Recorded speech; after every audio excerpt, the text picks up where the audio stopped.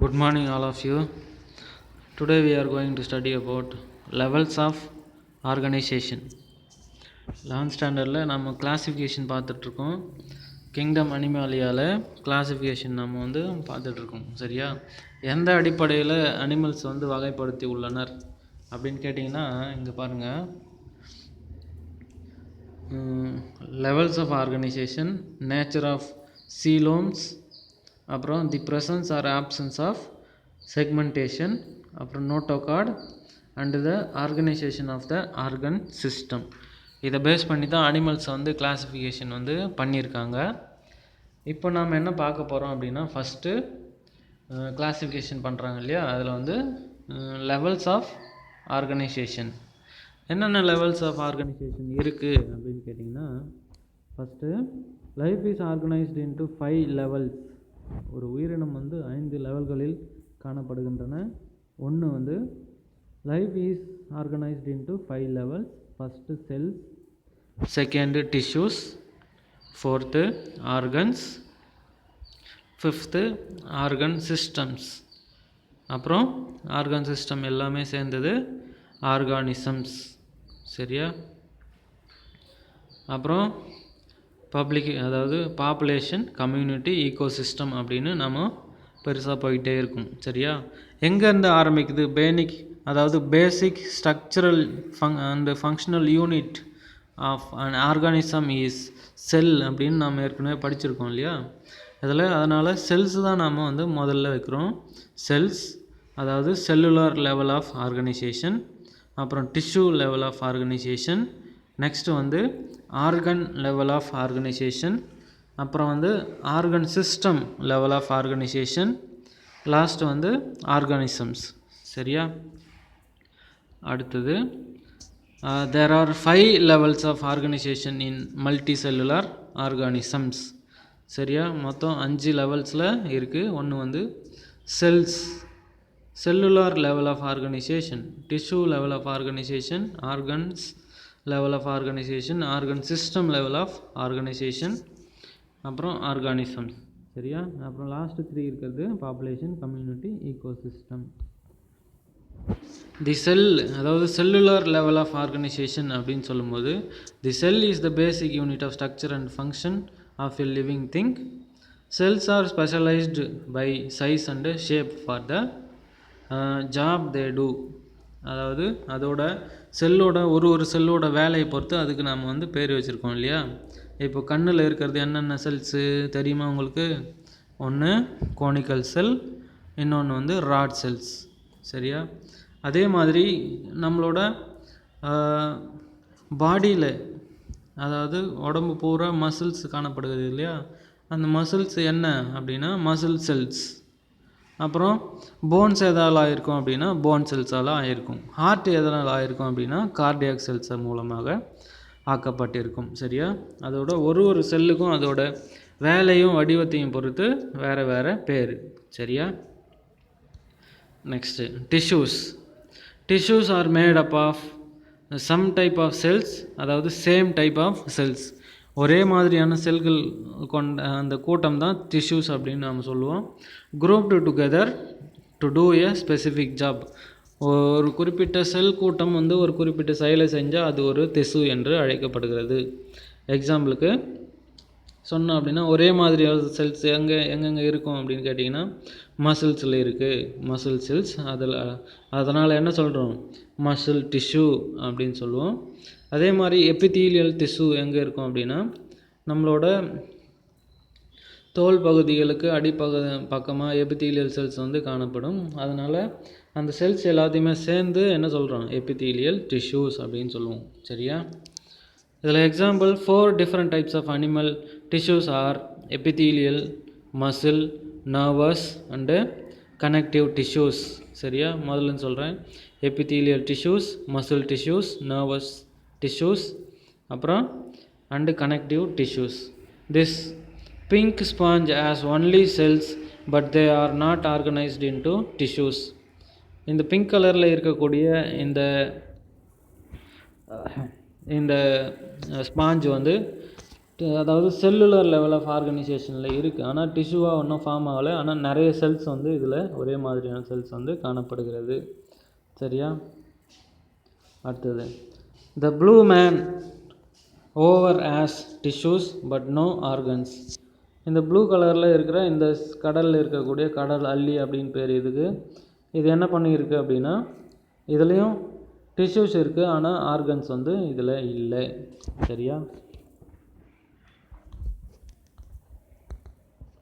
Next slide, organs. இப்போ organ level of organisation. Organs are made up of different tissues. ஒரு organ வந்து எதனால் ஆக்கப்பட்டிருக்கும் அப்படின்னா, டிஃப்ரெண்ட் கைண்ட் ஆஃப் டிஷ்யூஸ்னால ஆக்கப்பட்டிருக்கும். That work together to do a job. எல்லாமே ஒன்றா சேர்ந்து ஒரே வேலையை செய்கின்றன. எக்ஸாம்பிள் வந்து, a heart is an organ made up of all 4 tissues. 4 வகையான திசுக்களால் இந்த இதயம் வந்து ஆக்கப்பட்டுள்ளது.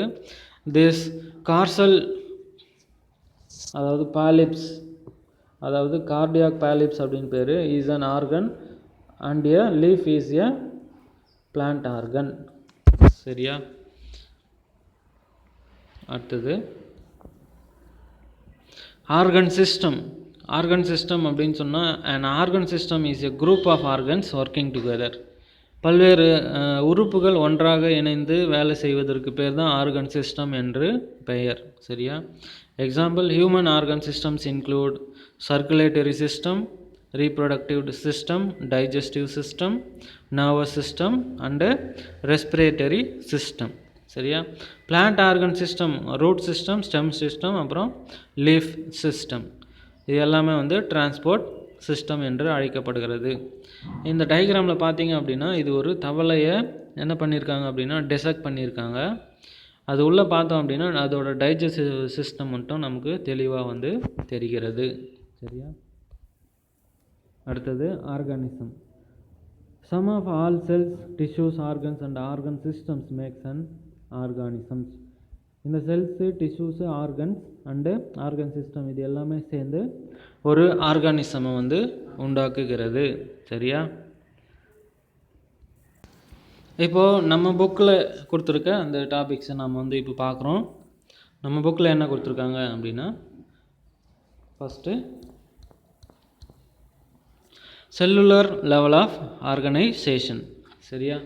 செல்லுலர் லெவல் ஆஃப் ஆர்கனைசேஷன் அப்படின்னு சொன்னால் அதுக்கு எக்ஸாம்பிள் வந்து ஸ்பாஞ்சஸ். இந்த ஸ்பாஞ்சஸ்லாம் பார்த்தோம் அப்படின்னா செல்லுலர் லெவல் ஆஃப் ஆர்கனைசேஷன். அதில் பல செல்கள் வந்து காணப்படும், டிஷ்யூவாக வந்து மாறி இருக்காது. சரியா? The cells in the sponges are arranged as லூஸாக அரேஞ்ச் ஆகிருக்கும். Aggregates and do not form tissues. இந்த செல்ஸ் எல்லாமே வந்து தூரமாக வந்து அமைந்து காணப்படும், ஒரு டிஷ்யூவாக வந்து ஃபார்ம் ஆகிருக்காது. சரியா? செகண்டு, இதில் எக்ஸாம்பிள் பார்ப்போம். இதுதான் அந்த ஸ்பாஞ்சஸ். சரியா? இது ஒரு கடல் பாசி அதாவது ஸ்பாஞ்சு.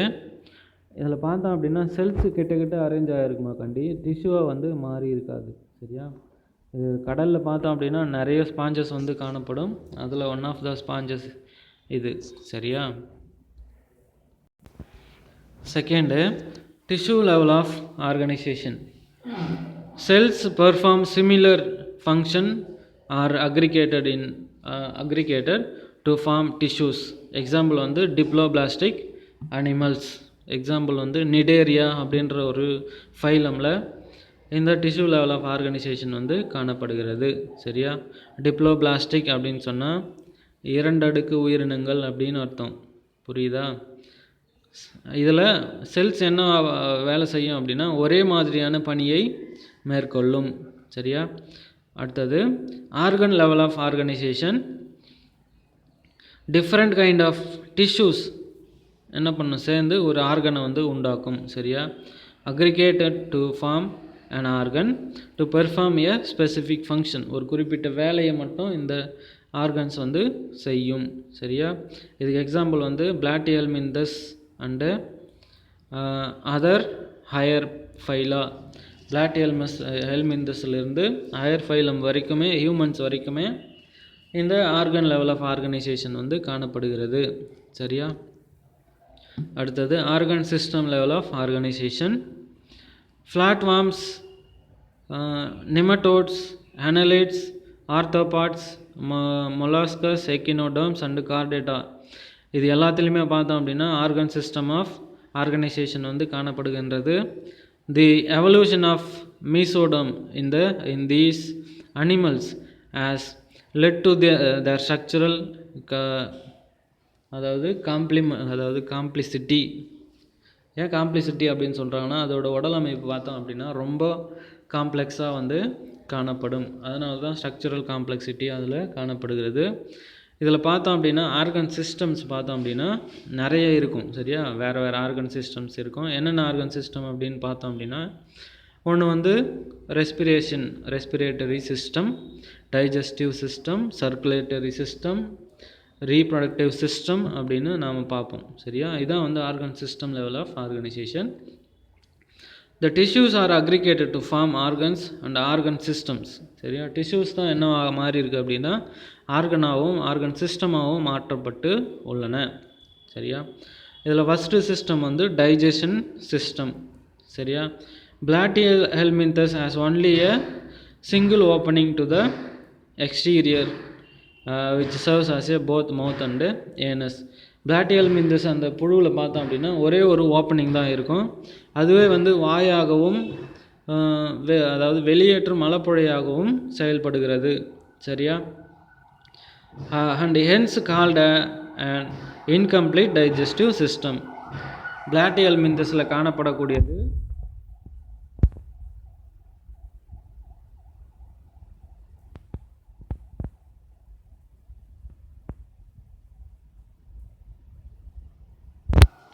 இந்த பிளாட்டிஹெல்மின்தஸ் அந்த புழுக்களில் காணப்படக்கூடியது பார்த்தோம் அப்படின்னா இன்கம்ப்ளீட் டைஜஸ்டிவ் சிஸ்டம். சரியா, அந்த பூச்சிகள் எப்படி இருக்குது அப்படின்னு இப்போ காட்டுறேன் பாருங்கள்.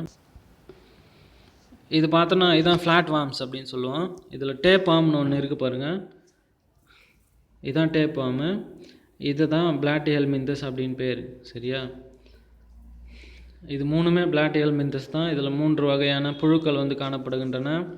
ஒன்று வந்து planaria, second liver fluke, third tape warm.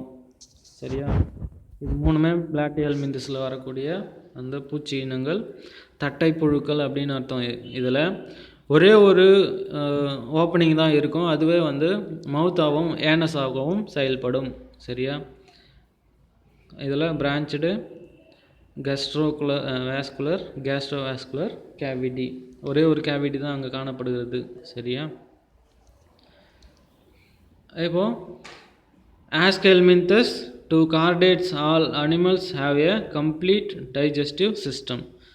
அதாவது ஆஸ்கெல்மின்தஸ்லேருந்து கார்டேட்டா வரைக்கும் இருக்கிற ஃபைலமில் இருக்கிற அனிமல்ஸுக்கு எல்லாமே கம்ப்ளீட்டான டைஜஸ்டிவ் சிஸ்டம் வந்து காணப்படுகிறது. அதுக்கு பார்த்தோம் அப்படின்னா மவுத் அண்ட் ஏனஸ்லாம் செப்பரேட்டாக இருக்கும், வேறு வேறு தனித்தனி துளைகளாக காணப்படுகின்றன. சரியா, நெக்ஸ்ட்டு பார்ப்போம். சர்க்குலேஷன் அப்படின்னு சொன்னால் நமக்கு தெரியும், இரத்த ஓட்ட சுற்று பாதை அப்படின்னு அர்த்தம். சர்க்குலேட்டரி சிஸ்டம் அப்படின்னா இரத்த ஓட்ட மண்டலம். சரியா, இதில் ஃபஸ்ட்டு டைப் வந்து ஓப்பன் டைப் சர்க்குலேஷன் வந்து ஒரு சில அனிமல்ஸில் நடக்கும், க்ளோஸ்டு டைப் சர்க்குலேஷன் வந்து ஒரு சில அனிமல்ஸில் நடக்கும். சரியா, ஓப்பன் டைப்ஸ் அப்படின்னா என்ன அப்படின்னா the blood remains filled in tissue space. டிஷ்யூவோட இடைவெளிகளில் இந்த பிளட்டு வந்து என்ன ஆகிடும், நிரம்பி காணப்படும். To the absence of blood capillaries. எதுக்காக அந்த மாதிரி நிரம்பி காணப்படுகிறது அப்படின்னா பிளட் கேப்பிலரிஸ் வந்து அந்த அனிமல்ஸில் இருக்காது, அதனால் பிளட் என்ன ஆகும், உடம்பு பூரா நிரம்பி காணப்படும். இதுக்கு எக்ஸாம்பிள் அனிமல்ஸ் வந்து ஆர்த்தோபாட்ஸ், மொலாஸ்கஸ், எக்கினோடர்ம்ஸ், அப்புறம் யூரோகார்டேட்ஸ். இது எல்லாத்துலேயுமே வந்து பிளட்டு வெசல்ஸ் இல்லாததுனால பிளட்டு வந்து நிரம்பி காணப்படும் டிஷ்யூக்களில். அடுத்ததுமா க்ளோஸ்டு டைப் சர்க்குலேட்டரி சிஸ்டம் அப்படின்னு சொன்னால் மூடிய இரத்த ஓட்ட வகை மண்டலம் அப்படின்னு அர்த்தம். இதில் பிளட் வெசல் இருக்கிறதுனால க்ளோஸ்டு டைப் அப்படின்னு சொல்லுவோம். சரியா, பிளட் வெசல்ஸ் வந்து எல்லாத்துலேயும் வந்து காணப்படும். அதில் டிஃப்ரெண்ட்டான பிளட் வெசல்ஸ் வந்து காணப்படுகின்றது. சரியா, ஒன்று artery, second vein and capillaries. Blood capillaries அப்படின்னு சொல்லுவாங்க. வெயின் அப்படின்னா டீஆக்சிஜனேட்டட் பிளட்டை எடுத்துகிட்டு போகக்கூடிய ஒரு குழாய் அப்படின்னு சொல்லுவோம். ஆர்டரி அப்படின்னா ஆக்சிஜனேட்டட் பிளட்டை எடுத்து செல்லக்கூடிய ஒரு குழாய் அப்படின்னு சொல்லுவோம். சரியா? எக்ஸாம்பிள் அனிமல்ஸ் என்னென்ன அப்படின்னு கேட்டிங்கன்னா அனலிட்ஸ், செஃபலோகார்டேட்ஸ் அண்டு வெர்டபிரேட்ஸ். இது எல்லாத்துலேயும் பார்த்தோம் அப்படின்னா மூடிய இரத்த ஓட்ட வகை மண்டலம் வந்து காணப்படுகிறது. சரி, ஓகே ஸ்டூடெண்ட்ஸ், இது வரைக்கும் நம்ம கிளாஸ் வந்து முடியுது. We will continue in the next class. Thank you, students.